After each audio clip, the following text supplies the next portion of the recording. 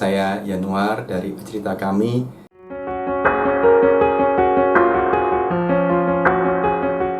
Bagaimana kita menyikapi hidup ini?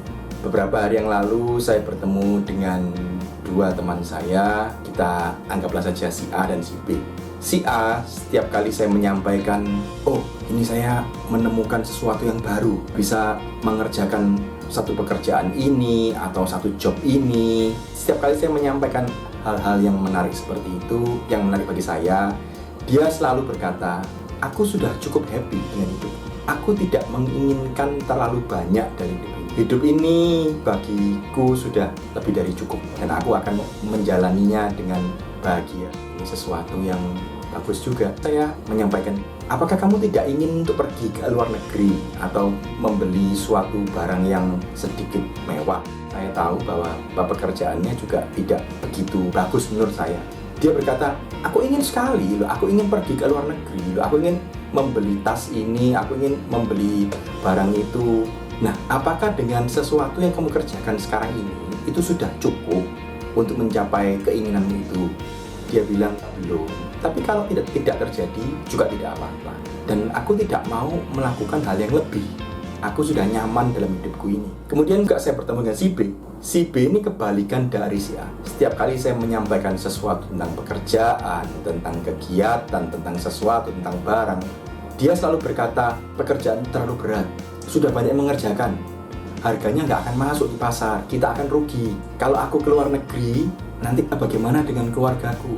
Saya tahu bahwa si B ini pekerjaannya juga tidak begitu bagus. Tapi setiap kali saya membawa informasi atau berita, dia selalu menanggapinya dengan negatif. Ini yang saya ingin bahas di sini. Kita sebagai orang Katolik, kita harus selalu berharap kepada Tuhan dan berdoa. Tapi jika kita tidak melakukan apa-apa, susah sekali bagi keajaiban Tuhan itu untuk terjadi. Karena keajaiban baru terjadi jika kita berpartisipasi dalam rencananya. Kita harus berusaha untuk menerima dengan hati yang lapang, dengan positively attitude, berita apapun itu. Kita belajar dari Bunda Maria pada saat dia menerima kabar dari Malaikat Gabriel bahwa dia akan mengandung Yesus. Semua menyampaikannya sebagai kabar gembira. Namun bagi saya itu belum tentu. Dia akan mengandung sebelum menikah. Ini akan menjadikan suatu aib. Tetapi Ibu Maria memaksa dirinya untuk berbahagia, untuk positively receive kabar baik itu.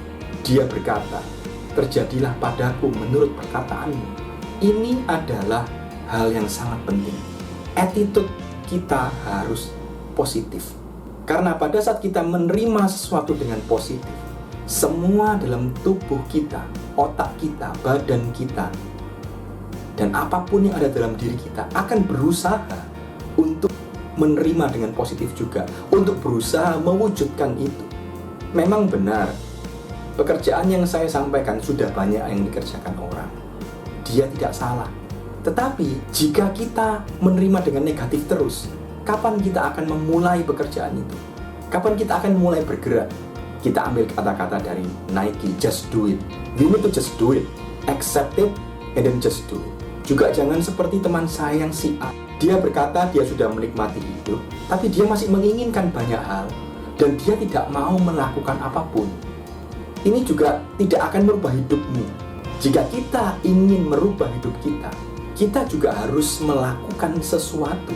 Tidak akan ada perubahan dalam hidup kita jika kita sendiri tidak melakukan sesuatu yang berbeda. Jika setiap harinya kita melakukan hal yang sama, berarti kita sudah tahu bahwa hasil akhirnya juga akan sama. Saya menginginkan gaji 10 juta, sedangkan gaji saya sekarang mungkin 3 juta. Berarti kenaikan 3 kali lipat.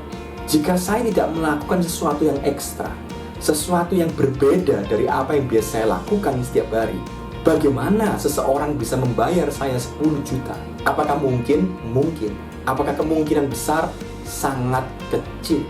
Mulailah hari ini dengan menerima kabar apapun dengan antusias, dengan semangat, agar semua yang ada dalam diri kita juga berusaha untuk mewujudkan hal itu. Harus diingat bahwa hasil akhir bukan di tangan kita. Hasil akhir ada di tangan Tuhan. Yang ada di tangan kita adalah prosesnya. bagaimana kita melakukan usaha, tindakan untuk menyelesaikan itu, tindakan untuk melakukan kegiatan itu ada di tanggung jawab kita, itu ada di power kita. Sebagai manusia, itulah tugas kita. Tetapi hasil akhir kita serahkan kepada Tuhan. Semoga renungan ini bisa bermanfaat. Terima kasih.